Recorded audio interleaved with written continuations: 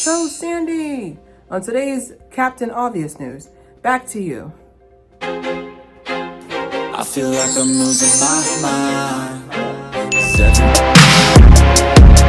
Alright, welcome back to another episode of Haire for the conclusion of the 3 episodes. Because to me, I already know episodes 4 and 5 are going to be useless. Sorry. I didn't watch them yet, and I don't feel like I have to. I don't think I'm going to report on episodes 4 and 5. I think I'm going to report on the, because like, I don't know, some of the filming is just starting to become like, I won't say redundant, but it's just like, why are you wasting our time? Anyways, so the first 10 minutes, we're going to talk about the couples, and then we'll talk about the trial marriage on the second half. Sound good? Okay. So JR ends up choosing Sandy, and of course Nick is turning up. He's just like, he's smirking. He's emotional. He's got tears. Literally, he's just like, you only chose her for the physical, which is duh. Okay. Which is duh. You know, this is pretty obvious, but honestly, Nick, you chose her for the physical too. Game recognized game. You ain't playing the game correct. But yeah, JR was just like, yeah, Arya, I had a connection with you. We had some really emotional ties, but I've already had mocha latte. I want to try vanilla. Like, he should have just, if he would have said that, I would have gave him and his 4 braids. I would have gave him some props, because now you can just say what you really want to say, because at the end of the day, Arya was actually able to get some real conversation, like talking to him about like he had a infidelity in the past with his first wife, because they got married so young. They got married when they were 22 or something. They were divorced at 22, but she actually had real conversations. But you know, plot's got a plot. They already kissed before they even made the official choice, so that he's already locked in. Next couple is Vanessa and Nick, not Latchkey, but Vanessa, who's with Dave, and then Nick, who is Sandy's partner. So Vanessa's 30 and Nick is 38. Also, I still feel like their coupledom is the one that makes the most sense. Like, I think that they are going to be a couple to watch in the future. Like, now, the only thing I can see happening, because like later on the episode, Nick runs into her. He was stalking her. Nick runs into Sandy, and she says how like, oh, her and Buddy already kissed, and you know, he starts getting emotional about that. It ends with this episode with him crying on Vanessa's shoulder about it, you know, so he can finally like get actually into like dating Vanessa instead of still thinking about what Sandy's up to and who she's screwing.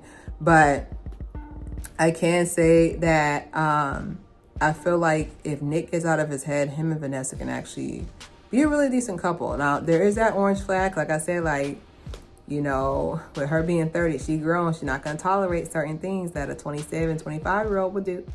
So that's why I said, like, a lot of people are just like, oh my God, like, men date young women because they're in better shape. I was like, I'm 33 and, you know, I'm not hurting your screen too bad. I'm telling you, the majority of the men who date younger is because they do not want to have somebody who actually has standards. Because me, I'm going to expect to be courted. I'm going to expect you to talk to me without glasses on. I'm going to expect you to have gainfully employed. I'm not easily impressed. Good luck, you know. But someone like Sandy, I promise you, if she sits there and says he pays all her bills, I would not be in the surprise at all. I'm just saying. But yeah, Vanessa and Nick, they're both weird, and I love that. Like, they definitely give me like nerds that turn out hot after all puberty. I hope they really give it a real shot. The next couple that gets chose is the leftovers. That's what I have on here. I have on here leftovers. Basically Arya and Caleb. I feel like their coupledom makes no sense, because Caleb is Mr. Nonchalant, and Arya wants, you know, someone who is going to, I'm gonna say take over, but I can tell she wants somebody who she can see as the leader of her family. But I also feel like Arya wants to still explore a little bit. There's that side of her that wants to explore, and like from what my notes is, Arya's 25. She started dating at 22. You know, I am kind of nervous with her being so young that, you know, she didn't really have time to explore and truly like see what's out there. So Caleb's very nonchalant. Like, I don't like the relationship because I could see Caleb letting her do whatever, which I get it. Arya is also breathtaking. It's like Zaina. But they gave very much leftovers because I don't know maybe I gotta rewatch it again. I don't know what part of the romance gave. I don't know what part of the romance gave, like, we should be together long term. Like, nothing, no, there's not one part of romance. I was like, oh my God, I can sense it. Like, I sensed it between Vanessa and Nick. Like, they fell into each other. But Arya and Caleb gives leftovers. I don't know what was happening. It's like, I don't know. I don't know. I don't know what's happening, but they definitely gave very much leftovers. Arya, the fact that Arya was in love choice, not triangle with JR, I was like, JR involved? That knucklehead, like Nick like to say, that knucklehead, that's who you're in a tryst with? I don't know. But I don't like the fact that Arya was a choice for JR as well. Like, it gives second choice. So the final couples are, I have their nicknames here. Codependents, that's Micah and Mariah. And then the leftovers, Caleb and Arya. Ready for marriage, but also orange flags, Vanessa and Nick. Friendship goals, Dave and Chad. Chanel. I write my own script.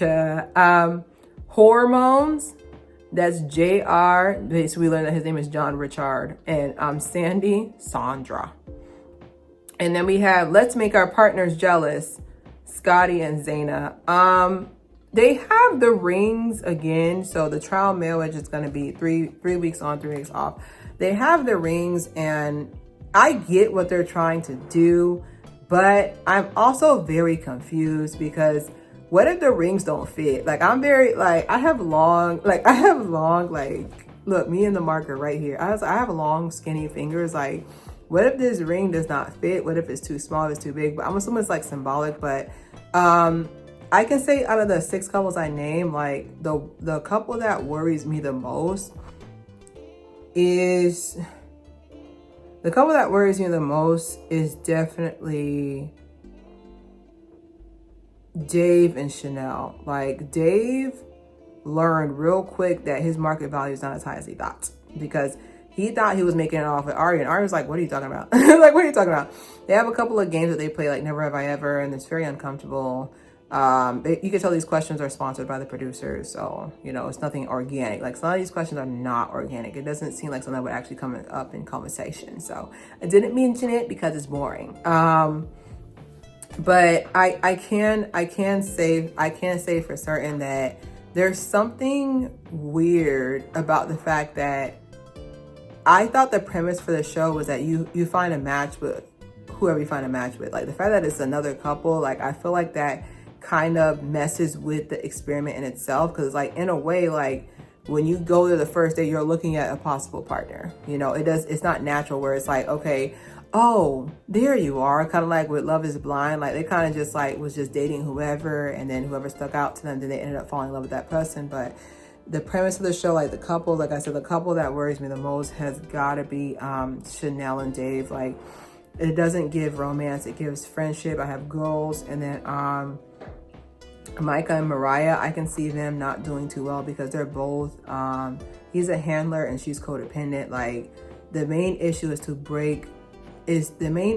and the object of the game is to break the pattern. I feel like he's just gonna be like Micah. I was like, Mariah is just gonna be a Chanel that he already has, you know.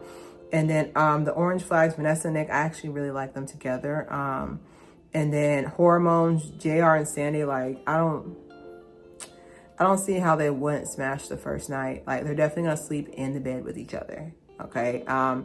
I don't see anything past physical. Like, that's what sent me to, there's another couple I worry about as well, because I want you young kids at home to know when you truly match with somebody, it's not going to be all about the physical. Yes, physical is like the reward, like the physical attraction, whatever. That's like a reward. Like, it's not the main thing. Like, you have to, these are really warm. You have to really match with this person, truly match with this person. So for them, like they're a good representation of Gen Z and millennials when it comes to relationships. So they feel like because they have such a sexual attraction to it, physical attraction to each other, that it's going to be a good match at this launch. So have a couple of notes here. Micah and Mariah, awkward. Okay, so what ends up happening is that when Micah and Mariah are together, and all the couples go back to now their joint living spaces. So when they go back, like Micah and Mariah are just kind of like crickets. And Micah says, to the camera, of course, not to Mariah because it'll be mean, but he said Chanel was kind of like the conversation bringer, like the person who pretty much kept the conversation up. And I was like, no crap, like Micah, give us nothing, like he be giving us nothing. Like no one was surprised, my love. Like you're not giving us anything. You're not giving us anything. Like, let's keep it a bug. You have nothing to give. Personally dry, and the Mariah's so used to having a handler that she's just like, does not compute. I need somebody to handle me. I'm used to being with somebody. So what ends up happening is that 3 o'clock in the morning, Micah sends an email. Micah sends a text to Chanel, and it's 3 o'clock in the morning to Chanel, and basically she tells Dave, hey, I'm gonna go out for a bit. And Dave was like, okay, well, hopefully you're safe. And I'm just like, listen, off rip, I need a man who's gonna protect me, because my father protects me a lot. Okay.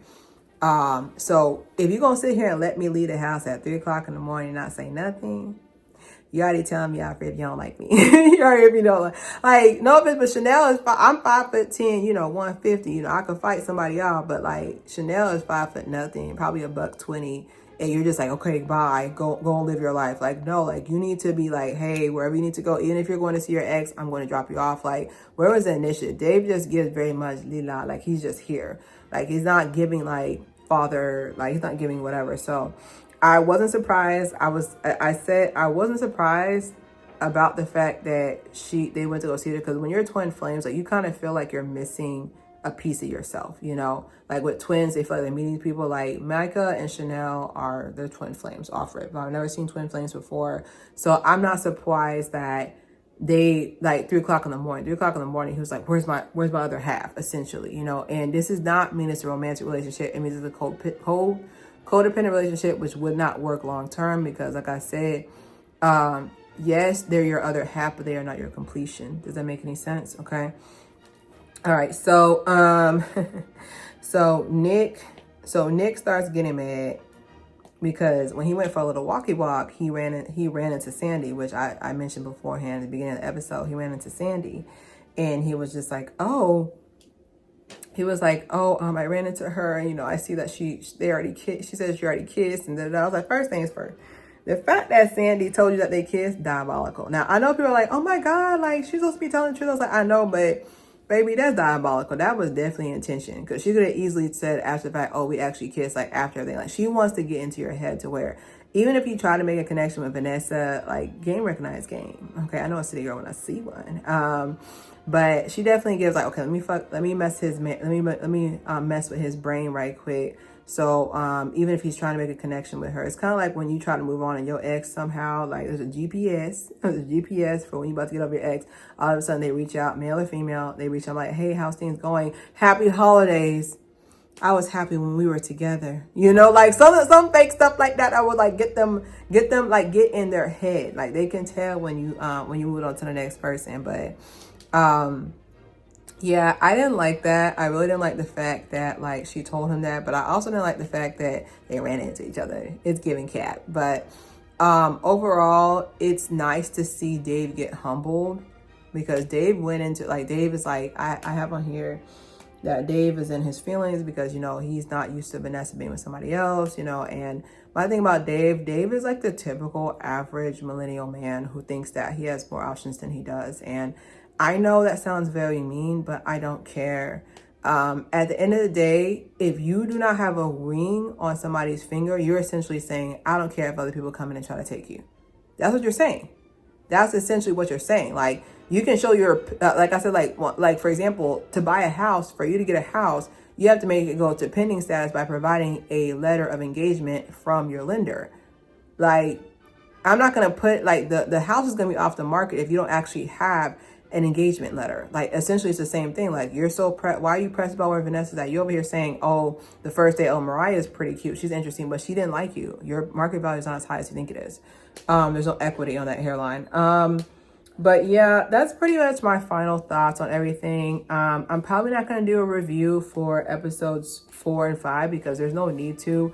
Now, if it is trifling enough that I would do one, like it would be later on in the week. I'll bundle it with the newer episodes coming out. But honestly, the season's already messy and I'm definitely here for it. So don't forget to subscribe, share.